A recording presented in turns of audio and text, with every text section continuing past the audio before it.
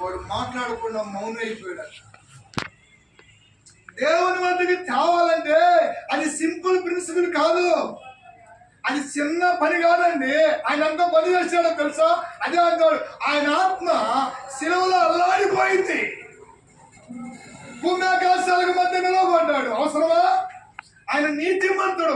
అప్పగించిన ఇస్కరియోతు యోధ అన్నాడు, అయ్యో నీ నిరపరాధిని అప్పగించానన్నాడే. ఆనాటి రోమ్ గవర్నర్ జనరల్ పొంతి పిలాతు, ఆనాడు హేరోదు, ఆనాటి నాయకులు, ఆనాడు రోమ చక్రవర్తులు ఆయన పరిశీలించారు. ఆయన నడకను, ఆయన జీవితాన్ని పరిశీలన చేసి రోమ్ గవర్నర్ జనరల్ పొంతి పిలాతు నివేదిక ఏమని తెలియపరిచాడు తెలుసా? ఆనాటి అధికారులకు ఈయనలో ఏ పాపము లేదు, నాకు కనబడాల.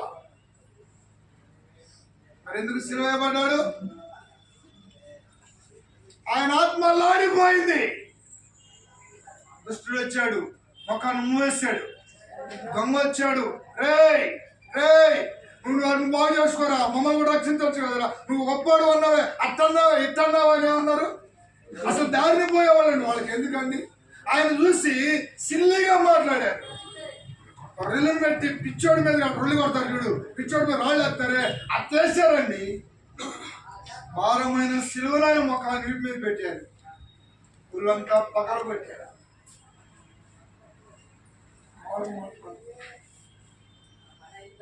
ఆయన ఆత్మ లాడిపోయింది.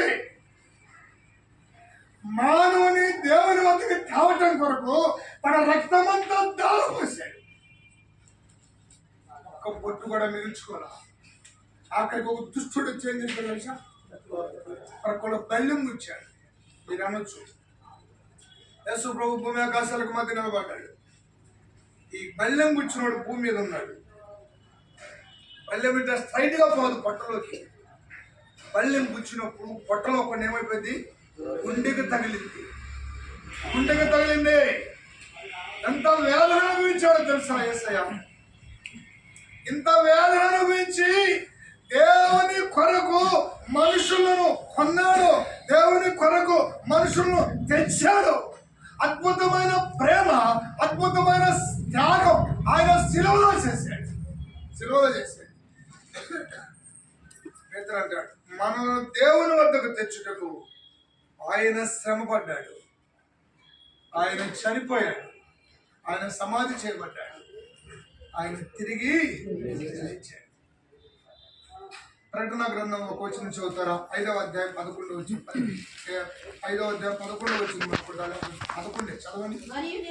మరియు నేను చూడగా సింహాసనమును జీవులను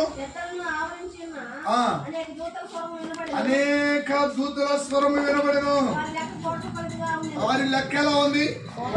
కోట్ల కొలదిగా ఉంది. వారి లెక్క ఎలా ఉంది? కోట్ల కొలదిగా ఉంది. వారు వధింపబడిన గొర్రె పిల్ల శక్తియు, ఐశ్వర్యమును, బలమును, మహిమయు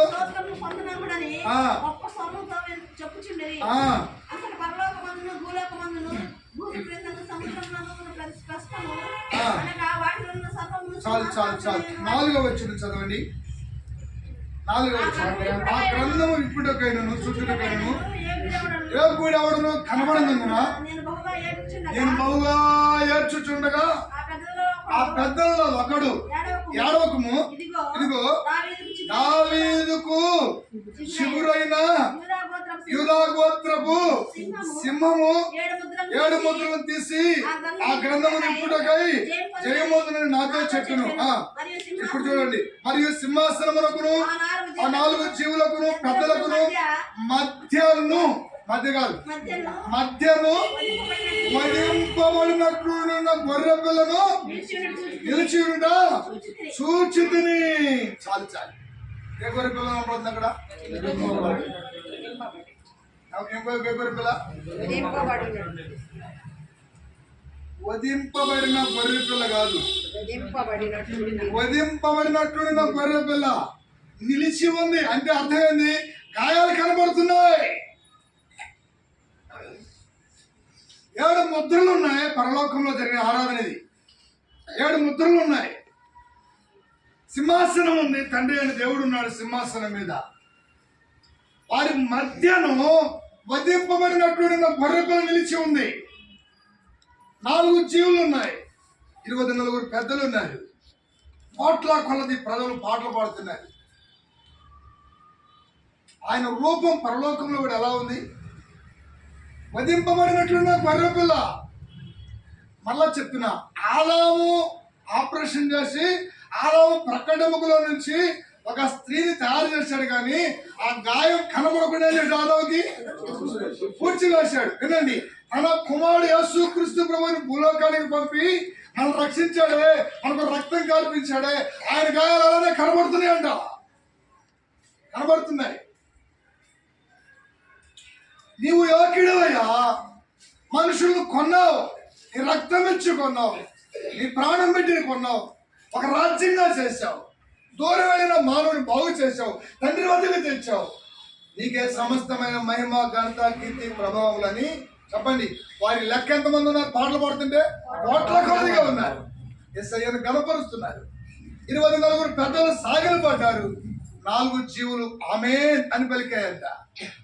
4 జీవులు ఆమేన్ అని పలికినాయి. ఎంత అద్భుతమైన ఆరాధన అండి పరలోకంలో జరిగింది. ఆయన ఎంత గొప్ప త్యాగం చేశాడు. మర్చిపోతున్నావా? ఈ ప్రభు దినం మనము 6 దినాలు మన కొరకు మనం ప్రార్థన చేసుకుంటాం. ఈ దినం ప్రార్థన కాదు, ఇది ఆరాధన, కృతజ్ఞత, స్తుతి ఆయనకు అర్పించాలి, ఆయనకు మొక్కాలి, ఆయనకి సాగిలపడాలి. ప్రభా, నా పాప పరిహారం కొరకు ఇంత గొప్ప త్యాగం చేసావా? జ్ఞాపకం చేసుకోవటమే నిజమైన ఆరాధన అండి. 2-3 పాటలు పాడి ఇలా అనుకుని వెళ్ళిపోవటం ఆరాధన కాదని. ఆరాధన అంటే ఆయనకు మొక్కాలి, ఆయన స్తుతించాలి, ఆయన గణపరచాలి. జకర్యా గ్రంథం 13:6 ఒక వచనం చదువుతారా? జకర్యా గ్రంథం 13వ అధ్యాయం 6వ వచనం. జకర్యా గ్రంథం 13వ అధ్యాయం 6వ వచనం. నీ చేతులకు గాయము లేమని నీ చేతులకు గాయాలేంచి వాళ్ళు అడుగుతారంట. ఆ రోజు వాడు ఇవి నన్ను ప్రేమించు వారి ఇంట నేను ఉండగా నాకు కలిగిన గాయాలు. చాలు. తర్వాత మీరు చదువుకోండి. ఆ తర్వాత అత్తమ్మా నా గొర్రెల కాపురి మీరు పడు అంటాడు. సరేనండి, దాని గురించి వద్దు, కానీ ఈ మాట వినండి. యేసు ప్రభు గాయాలతో కనబడతాడు. మనమందరం వెళ్ళిపోయిన తర్వాత ఆయన పెండ్లి కుమారుడుగా మనకు ప్రత్యక్షం అవుతాడు. ఆయన ఈ 1000 ఏళ్ల పరిపాలనలో రాజ్యమైనప్పుడు ఆయన రాజుగా కనబడతాడు. ఇప్పుడు ఆరాధికుడికి ఎలా కనబడాలి? ఆరాధించే వారికి ఎలా కనబడాలి? ఆయన గొర్రె పిల్ల, వధింపబడినట్లుండినా గొర్రె పిల్ల. ఇప్పుడు మనకి ఎలా కనబడుతున్నాడు? ఆయన దేహం ఎలా కనబడుతుంది? ఒక రొట్టిగా కనబడుతుంది. ఆ రొట్టెలో ఆయన దేహాన్ని చూడాలి. ఆ పాత్రలో మన కొరకు విమోచించిన ఆ రక్తాన్ని చూడాలి. ఏముందిలే అని చెప్పి ఎప్పుడు పడితే అప్పుడు వచ్చి నా నోట్లో వేసుకొని వెళ్ళేది కాదు. నువ్వు ఎల్లు కాదంటలేదు, కానీ హృదయపూర్వకంగా నీకైనా ఆలోచన చేయాలి. అక్కడ ఇశ్రాయేలు అడుగుతారు.